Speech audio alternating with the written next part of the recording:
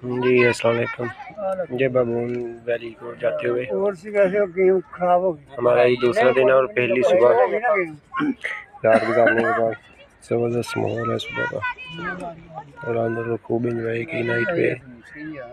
ज़बरदस्त माहौल था, हल्की हल्की बारिश थी सारी रात। ये रात हमने आग जलाई हुई थी और दोबारा प्रिपरेशन कर रहे हैं ब्रेकफास्ट के लिए। और ये रेड वाले खाने में रात का जो है बड़ी मज़े की सुकून दे नींद आई है इन खूबसूरत नेचर में। क्या पुरसकून माहौल है, पानी की हल्की हल्की आवाज़ और सारी टेंशनों से दूर जी।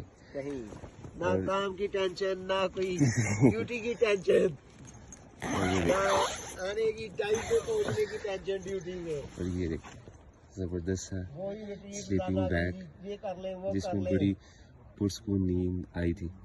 और ये सारा सामान हमारा पड़ा हुआ जो कि अभी हमने सारा रीपैक करना है और फिर से हम इंशाल्लाह अपना फर्स्ट आज मिशन कंप्लीट करेंगे बबून टॉप की तरफ।